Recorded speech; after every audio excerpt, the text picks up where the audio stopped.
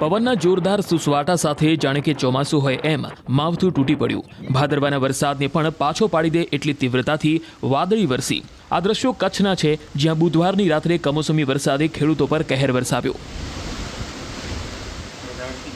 પશ્ચિમ કચ્છમાં અચાનક વાતાવરણ પલટાયું અને મિની વાવાઝોડા સાથે માવઠું ત્રાટક્યું। નખત્રાણા, લખપત, અબડાસા, ખાવડામાં જોરદાર પવન ફૂંકાયો અને માવઠું પણ થયું, જેના કારણે કેટલીક જગ્યાએ વીજ પુરવઠો પણ ખોરવાયો। ભારે પવન સાથે ત્રાટકેલા માવઠાથી વરિયાળી, એરંડા સહિતના પાકમાં નુકસાનીની આશંકા છે। સાબરકાંઠામાં પણ કંઈક આવી જ સ્થિતિ જોવા મળી। પવનનું જોર વધી જતા ખેડૂતોના ધબકારા પણ વધી ગયા। મિની વાવાઝોડા જેવી સ્થિતિના કારણે આકાશમાં ધૂળની ડમરીઓ ઉડવા લાગી। વીજ પુરવઠાને અસર થઈ મકાઈ, તમાકુ સહિતના પાકમાં નુકસાનની ભીતિ છે। યાત્રાધામ અંબાજીમાં પણ ચૈત્રી નવરાત્રિના પ્રારંભે જ જોરદાર પવન સાથે માવઠું થયું। ભારે પવનને કારણે પંથકમાં ધૂળની ડમરી ઉડવા લાગી। ગરમી વચ્ચે વાતાવરણમાં ઠંડક પ્રસરી, પરંતુ ખેડૂતોના જીવ પડીકે બંધાયા, કેમ કે હાલ રવિ સિઝન પાકીને તૈયાર છે, જેના પર માવઠું મોટો આર્થિક ફટકો આપી શકે છે। બનાસકાંઠાના કાંકરેજમાં મિની વાવાઝોડાથી લગ્ન પ્રસંગમાં લગાવેલા મંડપ ઉડવા લાગ્યા। નગોટ ગામે ખેતરમાં બાંધવામાં આવેલ મંડપ ઉડીને ધરાશાયી થઈ ગયા।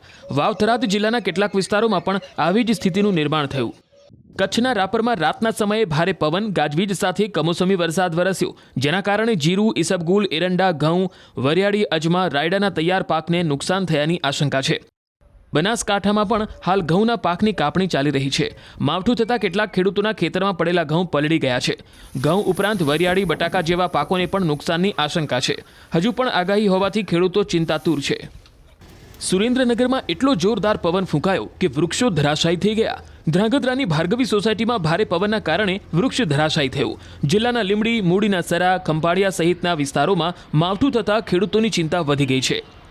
આ તરફ દિયોદરના દેલવાડા નજીક રેલવે પાટા ઉપર ઝાડ પડ્યું। જાણ થતાં જ રેલવે અધિકારીઓ તાત્કાલિક દોડી આવ્યા અને ઝાડને દૂર કરીને ટ્રેક ખુલ્લો કરવાની કામગીરી શરૂ કરાઈ। આ તરફ મિની વાવાઝોડા જેવી સ્થિતિના કારણે યાત્રાધામ પાવાગઢમાં રોપવે સેવા બંધ કરવી પડી। ચૈત્રી નવરાત્રિનો પ્રારંભ થયો હોવાથી મોટી સંખ્યામાં માઈ ભક્તો માતાજીના દર્શને પહોંચ્યા હતા। જો કે રોપવે બંધ થતાં તેઓ પગપાળા જવા મજબૂર બન્યા હતા। અમદાવાદ શહેરમાં વહેલી સવારે ભારે પવન ફૂંકાયો હતો। પરિણામે અનેક વિસ્તારોની અંદર ઝાડ પડવાની ઘટના બની હતી। આપ જે દ્રશ્ય જોઈ રહ્યા છો તે અમદાવાદના સિંધુ ભવન રોડ ઉપરના આ દ્રશ્યો છે કે જ્યાં જે મહાકાય બે વૃક્ષ હતા તે બંને વૃક્ષ પડી ગયા હતા। શહેરમાં અનેક જગ્યાએ આ પ્રકારની ઘટનાઓ જોવા મળી છે, કારણ કે વહેલી સવારે ભારે પવન ફૂંકાયો હતો અને તેને પરિણામે અનેક જગ્યાએ ઝાડ પડવાની ઘટના બની હતી। આપ જે દ્રશ્ય જોઈ શકો છો, અહીંયા આગળ જે બે ઝાડ હતા તે બંને ઝાડ અહીં પડી ગયા છે। જો કે સદનસીબે કોઈ પણ પ્રકારની જાનહાનિ જોવા મળી ન હતી, પરંતુ જે રીતે હવામાન વિભાગ દ્વારા આગાહી કરવામાં આવી હતી અને થંડરસ્ટોર્મ એક્ટિવિટીઝના કારણે અનેક વિસ્તારોની અંદર વરસાદ પણ વરસી શકે તેવી આગાહી કરવામાં આવી હતી। જો કે અનેક શહેરોમાં, ગુજરાતના અનેક શહેરોની અંદર વહેલી સવારે ભારે પવન ફૂંકાયો હતો। કેમેરામેન હિરેન શાહ સાથે ઋત્વિજ સોની, ન્યૂઝ 18 ગુજરાતી, અમદાવાદ।